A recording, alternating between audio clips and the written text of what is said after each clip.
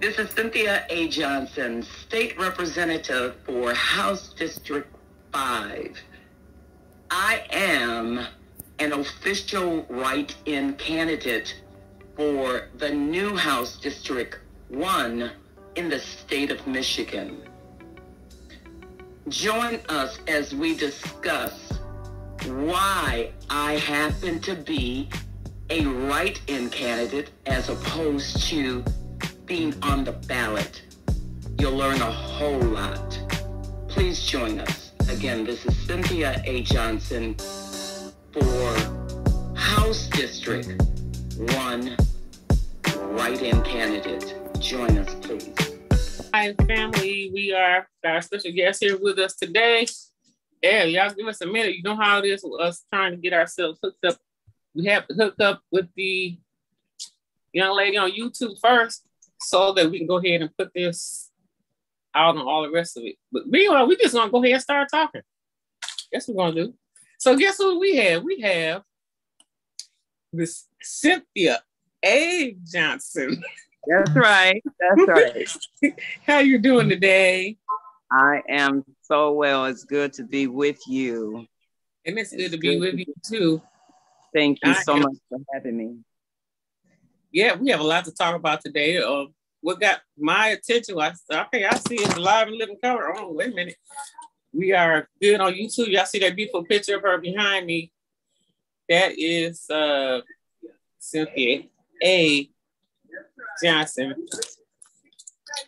Currently the state representative of House District 5, but because of redistricting, if I were to get re-elected for my third term, it would be House District 1. Oh. Problem though is that I don't know if everybody knows. Everybody should know by now that I was systematically kicked off of the ballot. And the reason that I was kicked off the ballot, according to the director of Bureau of Elections, Mr. Brater, R-A-T-E-R, was because of fees. And I will tell you unequivocally that, in my view, and I mean this, that was absolutely incorrect. I did owe fees, but I paid those fees. See, let me back up and go back to 2020. So I'll start my sharing that December 2020 forever changed my life.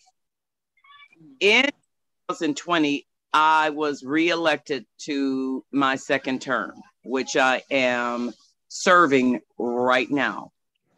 And this term will be over in January 2023. The terms for state legislators are every 2 years. So I was elected in November 2020, but then December 2nd, 2020 came. That was the day, December 2nd, don't forget that date. December 2nd, 2020, the Republicans prior to that had invited Rudy Giuliani to come to speak or to testify in front of the Oversight Committee, of which I was the minority vice chair. The only Black woman, the only Black person on that committee at the time. There was another woman, but she was ill and she was not in. So on that date, I was the only woman and the only Black person on the committee.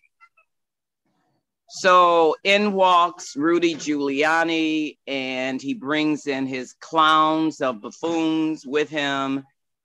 And I listened to them, obviously what I knew to be lies, and I questioned our chair at the time. His name is Matt Hall, who kept gaveling me even after I asked Mr. Rudy Giuliani if he and the president, then Donald Trump, were honest men. I get gavelled on that. When I say gavelled, I mean the hammer, bang, bang, bang. Shut up. We don't want to hear from you. Shut up. We don't want to hear from you. We only want you there in that position to show that we are equal opportunity, and we have your brown face there, so we must be doing something all right. But we don't want you to talk. That's me talking right now.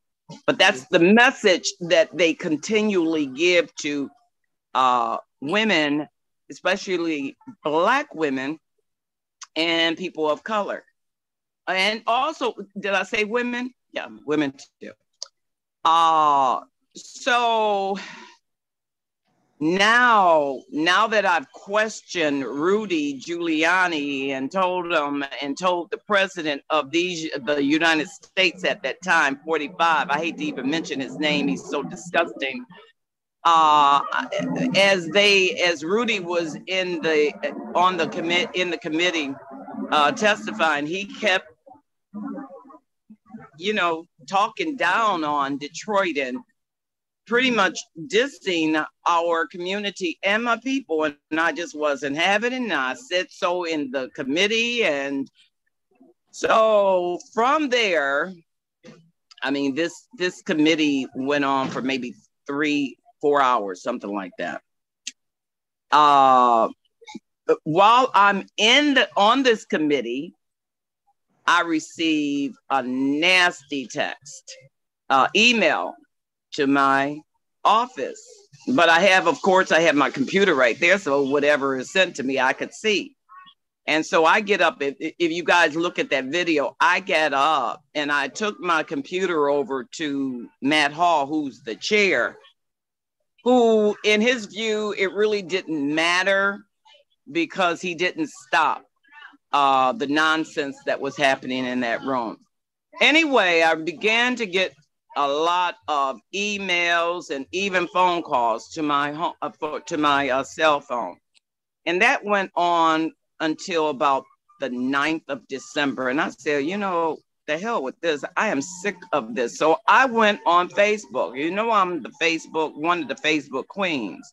So I went on Facebook and began talking to actually my community and telling them, and they had already seen and heard the voicemail messages that I received, and I shared those online long before I even went on Facebook to say, hey, you know what, soldiers, we are under attack. Now, when I said soldiers, these people, when I say these people, I'm talking about the Trumpsters. They went on a mad tangent, but they didn't do that because they just wanted to or because of the video that I had done on December 9th. Had they been just listened to that video, they would have understood, but they didn't care. Anyway, the 3-minute video that I did, someone from Honduras, or I don't know how it happened, but they took that 3 minutes, took the last 30 seconds and spent it as though I was making an attack against the Trumpsters, and that just wasn't true. I got all kinds of hangings. We're gonna kill you. Look behind your back. We have sharpshooters. I mean, all kinds of stuff like this. Now, I have to say, after I had done that video, I wake up the next morning to a phone call from the then leader Chris. I'll just say that, Leader Chris. And she called my home and actually she woke me up. She called me and she was like in a panic. And I had no idea what the heck she was talking about. And she told me about this video and I'm thinking, What are you talking about? Okay, I did a video last night. It was no big deal. But when I looked and found out, it went viral. What they did, it was so much gaslighting. It was just unbelievable. And so, did my caucus, the Democratic caucus or the Republican caucus? And when I say caucus, the Republican Democrat caucus, I'm talking about the House right now. Did they speak to me? Did they ask me, what did you mean by this? No, I was immediately guilty before found innocent. Now, see, white people too often, especially with the group of people who I work with, they are found innocent before found guilty. And it was just, it has been a horrific, terrible experience, but God does not put more on us than we can handle. But I do ask God sometimes, God, why ask for it? Who would ask for something like this? But I'll tell you this, as much as they've tried to shut me down and tried to shut me up, I'm not shutting up. Even during that time in December 2020, after the video that I did and the video that they put out there, now, okay, so I just get elected. So what the leadership is supposed to do is to make sure everybody, all the newly elected or re-elected individuals, they have to fill out this thing called an affidavit of compliance. Now, when you fill out this affidavit of compliance, and this has to be filled out before you take office, before you take the oath, brother. And it's like a receipt saying, okay, from this moment on, I've taken care of everything, any fees, any documents, they've all been taken care of. However, I didn't even realize that that document was provided to everybody on the floor, all the Democrats who did not have that document filed and those who did not have their fees paid. They were supposed to fill out that document. It was supposed to be signed by the caucus attorney. And that was supposed to be going with, hand in hand with any monies that you owe as a legislator, because you don't want to take office or take the oath without being fully in compliance. So the only thing that I was told on the floor was that, Rep. Johnson, you owe $4,100 and something. I didn't even check that to even make sure. We need to even do an audit on that. Anyway, wrote a check out. I wrote a check out, gave the attorney the check. And at that point, I'm in compliance, raised my hand in January, took the oath. However, I didn't find out until February 2022 that I never received that receipt.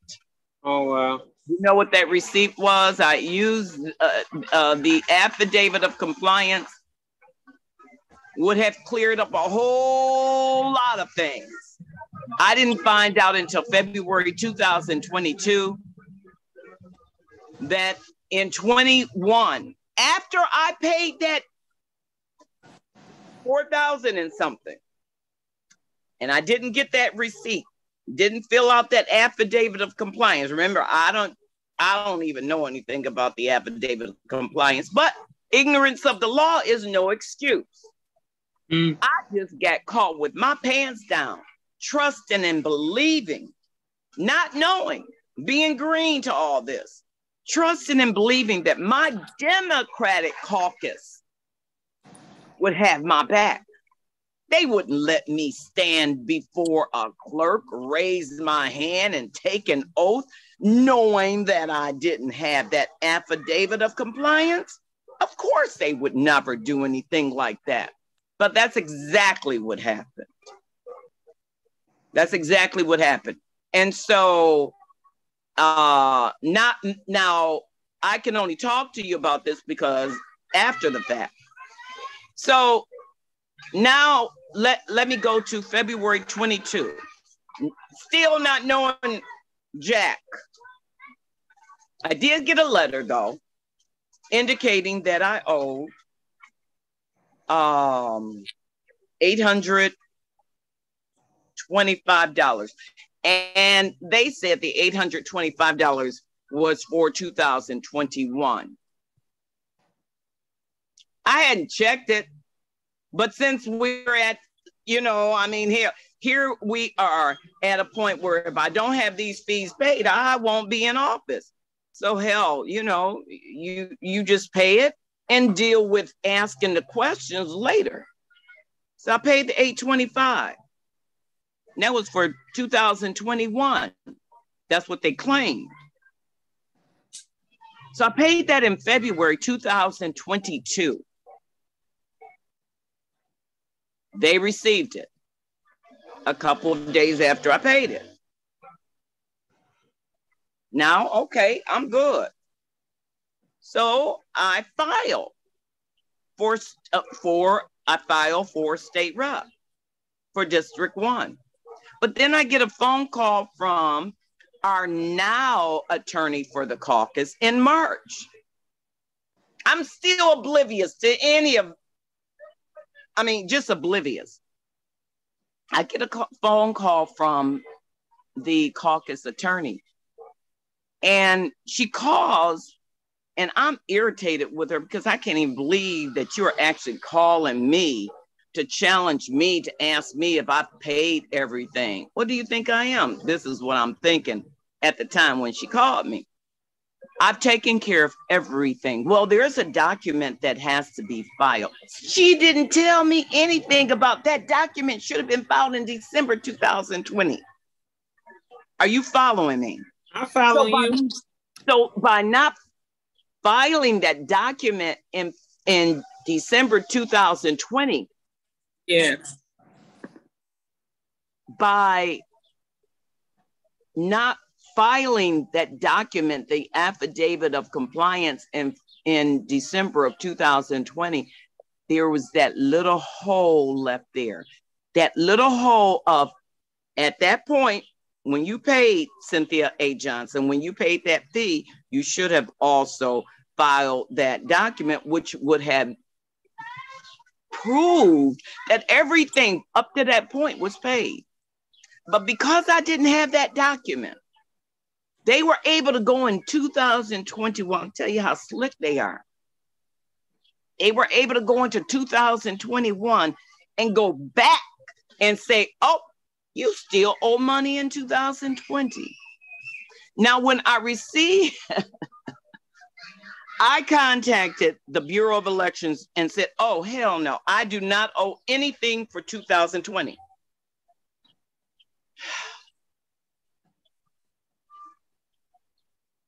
I go up.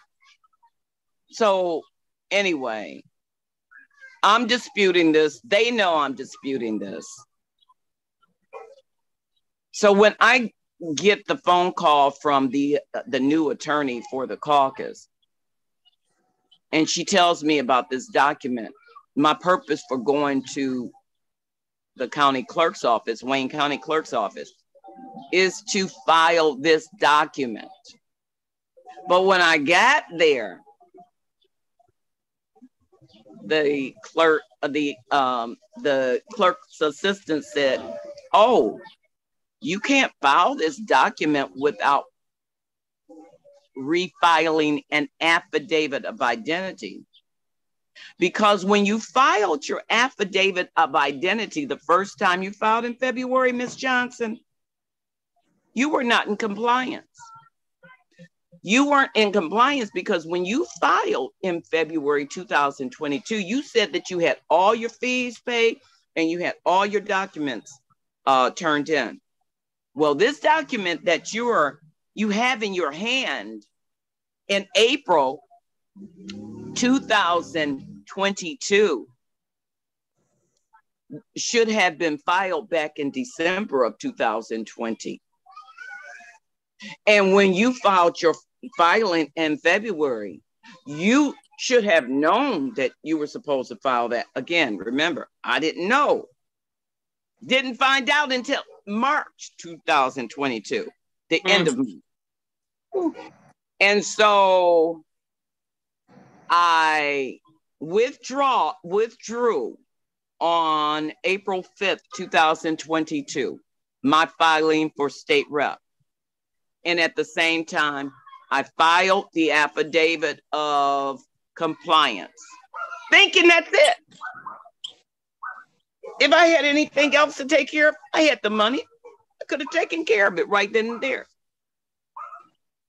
So I filed the affidavit of compliance, the thing that I should have had back in December of 2020. And then I was able, to file. After filing that, I was then able to file the affidavit of identity. But we still weren't finished. I didn't know we weren't finished. Wow. Still weren't finished. I'm in Lansing on April 12th. And Representative Abraham Ayash, he walks up to me and he says, Rep, I heard that you still have some fees owed. I said, if I do, you pay them, because I paid everything that I'm supposed to have paid. That's what I told him. I mean, I'm really, in my mind, everything's taken care of. So after saying that and taking the time to think about what the heck I was saying, sorry about that, I decided you better go over to the Secretary of State Bureau of Election and find out what they're talking about. So that's what I did. And this assistant gives me this sheet that shows I owe $875 for 2020. For 2020. Remember, if I had that affidavit of compliance file, they couldn't have done that. They left room. So she says, well, you owe $875. I said, wait a minute. How are you saying I owe $875? There was this one line item that was for $125 that I had paid on the 4th of April. But when I went to them on the 12th, and she said, you owe $875, I said, what are you talking about? Are you telling me you did not receive the $125? I know this might sound confusing. That's why I'm trying to take my time and share this. I said, are you telling me that you did not receive the $125? And I'm showing her my bill paid from my bank, credit union. And she said, yeah, I see it, but we don't have it. What do you mean you don't have it? I paid y'all $825 back in February 2022, just 2 months ago. And you received it immediately. And you're telling me the same way that I sent it then, you don't have it now? Anyway, I'm not even going to begin to tell y'all that on that outside of, even though that was an overnight mail, on the outside of that envelope, there were 2 addresses on that envelope. Oh, what? Okay. I only gave them, I never changed the address. Only one address should have been on there. They had the address for the Bureau of Election and my office address on there. How did that happen? I don't know how it happened, but it happened, and I'm asking for an investigation into that.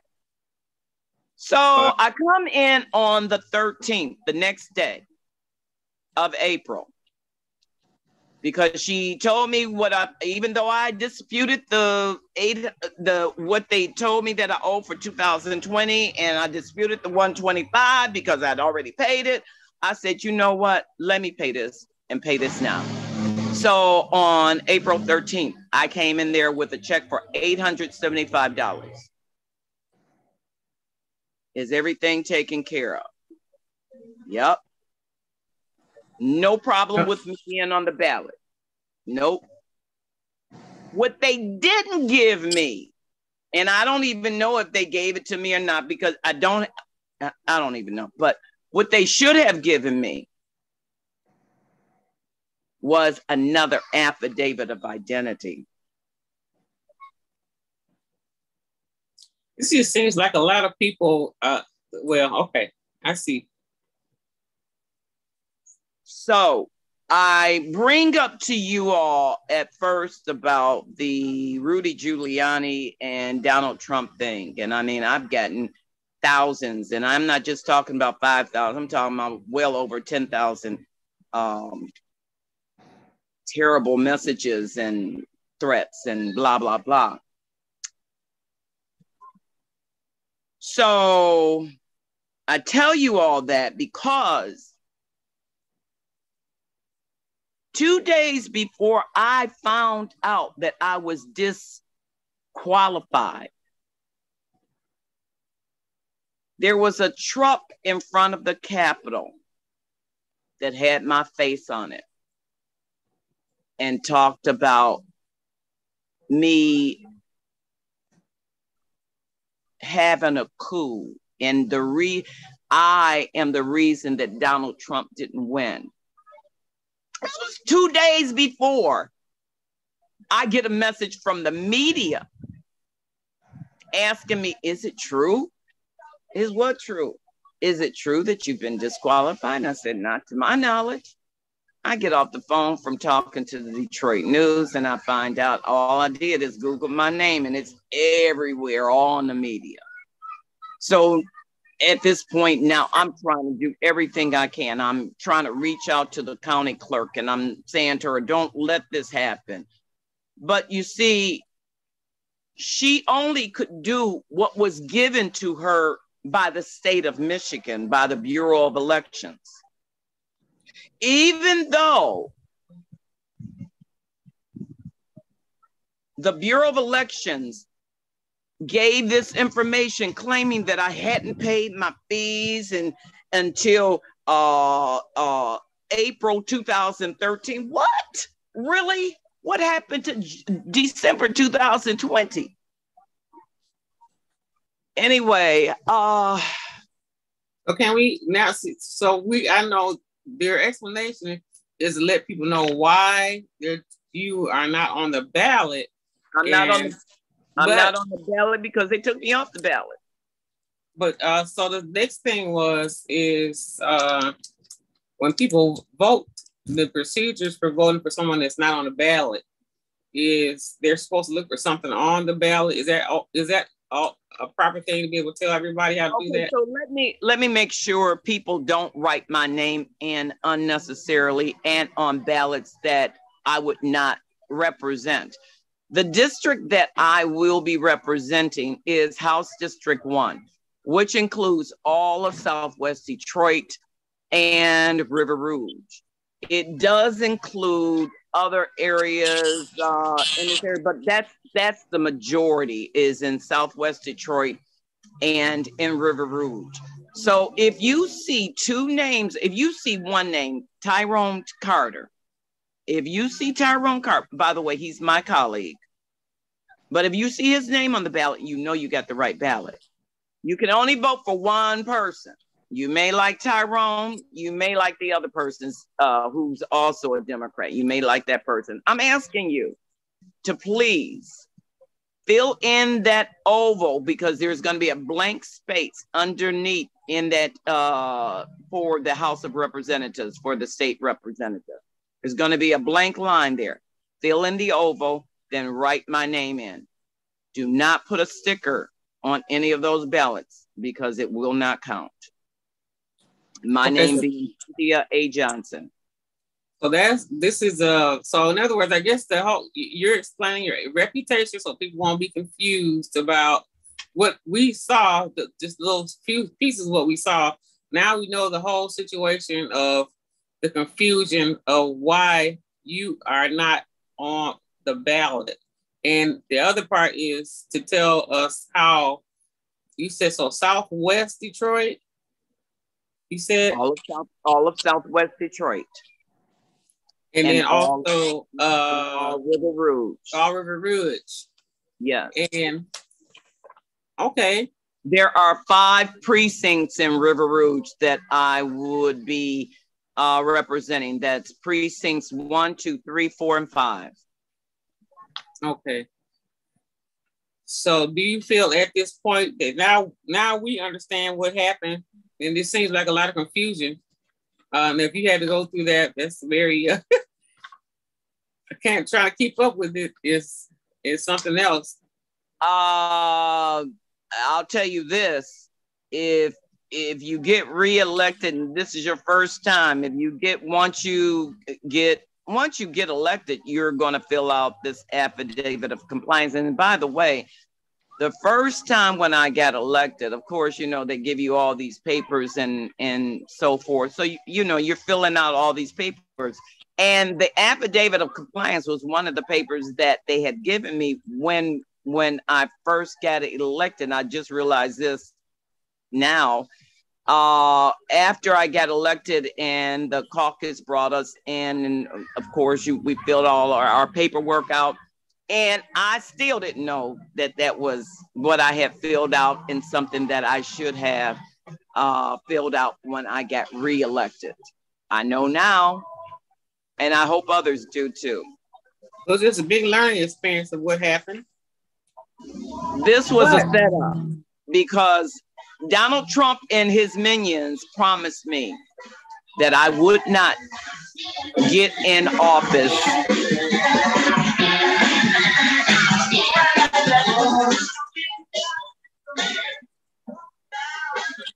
I was promised that I would not be on that ballot in 2022. This was a setup. And I'll tell you, it was a setup by the Democratic leader. She was then, at that time, in December, she was the leader-elect, Donald Lazinski. But you can't tell me that in January, as a leader, you don't have a roster of everybody who's in compliance. And they watched me take an oath in January, knowing that I didn't have that affidavit of compliance. So these folks waited a whole 2 years to make sure they can shut up this woman's mouth, this Black woman's mouth. But somehow you said you were able to go to court and be allowed to have a write-in. No, that's not how that works. I went to court asking to be placed on the ballot. Okay. But based on what Jonathan Brader reported, remember, the judge and the county clerk, they can only go by what.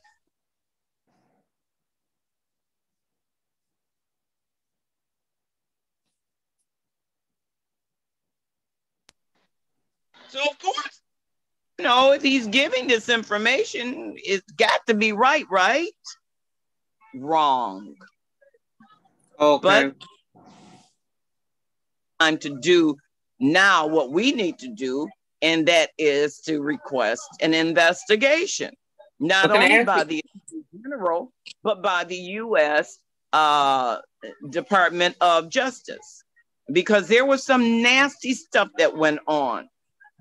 Not only the Democratic caucus leader, but the attorney who was also working for us at the time, the person who took that $4,000 check and took to the Secretary of State Bureau of Election. Not only those two, but Jonathan Brader. Let me ask you a question then. So at this point, can you hear me? At this point, okay, so you would still hold the position that you have regardless of what's going on. You're trying to move into another position now? No, I'm not trying to move into another position. I'm currently the state representative for House District 5. Oh, okay. And they can't do anything to that. They can't fire me from that, period. So if I was not to win, and I'm not going to put that into existence, but let's just say if I was not to win, my term would be up on January 1st, 2023. However, what I'm asking everybody to do, look at your ballots, because the ballots will be going out on the 19th, Juneteenth. That should be easy for everybody to remember. You can start early voting starting Juneteenth. And when you go in and you look at your ballot, if you receive a absentee ballot, and if you don't see Tyrone Carter's name there, or Jermaine Toby's name, those are two Democrats. They will be the only two Democrats on that ballot. If you see those names, then you know you have the right ballot. And having the right ballot, you can only vote for one person. Please, I'm asking you to take a little time and just fill in the oval and write my name in, Cynthia A. Johnson. That's the only way that I can continue my third term. Now, of course, my colleague is also is asking for your vote as well. But I believe that I'm the better choice for the people. I mean, if you don't vote for me, I can guarantee you this, that you will not be able to get, or you won't get the information that I've been giving you. You will, okay. You'll get half truths. Okay, so you've been. I remember when you started your journey into the political field. We have like a couple minutes left as our charger is still up. I'm sorry I pressed the record button just in case something was to happen. But everything is I see is right now it's on YouTube and different places. Before we close out, I think we've been over about 30 minutes.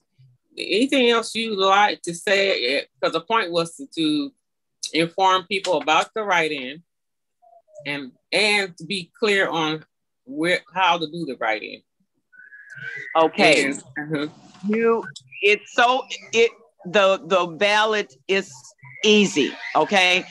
Typically you get your ballot and you just fill in the oval. You don't have to write in any names. I'm asking you, if you want me to continue working for you and to continue working for us, I ask you to get that ballot, fill in the oval, and write my name in, Cynthia A. Johnson. Now, do not write my name in on a ballot if you do not see Tyrone Carter or Jermaine Toby. Do not, because you will spoil that ballot. And if you think you've spoiled the ballot, ask for another one. When it comes to our seniors and people who can't write well, and there's going to be many of them, I'm asking you, if you know people in nursing homes or if you have family members who need help, please fill in that gap. Don't fill out the ballot for them, but you can assist them, especially a write-in. You can assist them. If they can't write the name in, but do not sign their ballot. They must sign their own ballot. Okay. So we thank you so much for all the information. And now clearing up everything. I thank you so much for this opportunity. I hope that if I was confusing, I hope that you can go on Facebook. There are, just Google Cynthia A. Johnson. Check out all the candidates. Don't just vote for people just to be voting for people, because, and another thing, everybody look like you is not for you. Okay. So we thank you, Miss Cynthia A. Johnson, and I wish you the best in your journey and everything, and I hope that everything works out in your journey, what you wish for things to be, and now we have an understanding of different situations that occurred. So we thank you so much. Thank you for giving us instructions on how to do the writing too. Thank you. We hope to talk again. We are going to say we love you and take care. Bye-bye. This is Cynthia A. Johnson, State Representative for House District 5. I am an official write-in candidate for the new House District 1 in the state of Michigan. Join us as we discuss why I happen to be a write-in candidate as opposed to being on the ballot. You'll learn a whole lot. Please join us. Again, this is Cynthia A. Johnson for House District 1 write-in candidate. Join us, please.